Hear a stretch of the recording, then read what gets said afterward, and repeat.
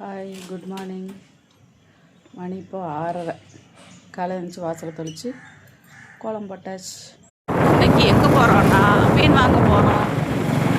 என்ன மீன் இருக்குன்னு அங்கே போய் பார்க்கலாம். மீன் கடை பக்கம் வந்தாச்சு. பார்ப்போம் என்ன மீன் இருக்குன்னு பார்ப்போம்.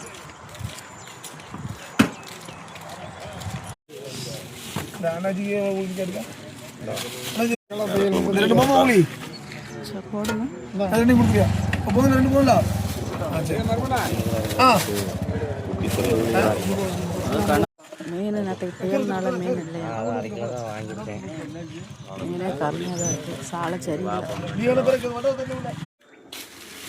மீன் வாங்கியாச்சு. மீனே இல்லை. 2 நாள் ஆந்திராவில் புயல்னு சொல்லிட்டாங்க. அதனால் போட்டு போகலை கடலுக்கு. அதனால் இந்த மீன் தான் கிடச்சிது. ஊளி மீன் கிலோ 400 ரூபாயாங்க. இது 1/2 கிலோ தான் வாங்கியிருக்கேன், எனக்கு மட்டும்தானே. அதனால் வாங்கியிருக்கேன். இங்கே கழுவுறதுக்கு வசம் இல்லை. எங்கள் வீட்டில் அங்கேனா நாங்கள் வெளியில் வச்சு கழுவிடுவேன். இங்கே வெளியில் வச்சு கழுவுறதுக்கு இல்லை, சிங்கில் தான் போட்டு கழுவ வேண்டியிருக்கு.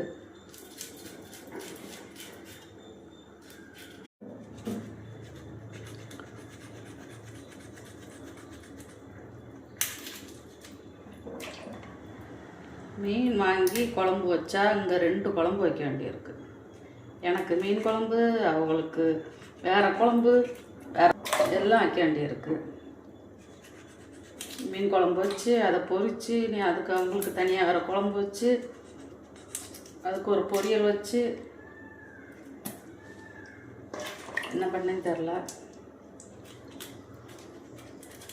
நம்மளுக்கெல்லாம் மீன் சாப்பிடாம இருக்க முடியாது.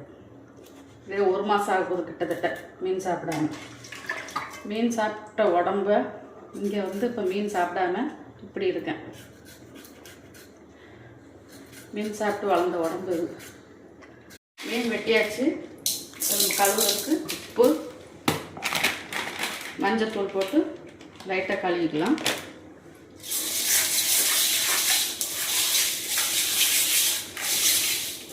ஆளுக்கு மீனை வாங்கி குழம்பு ஊற்றி சாப்பிட்றதுக்கு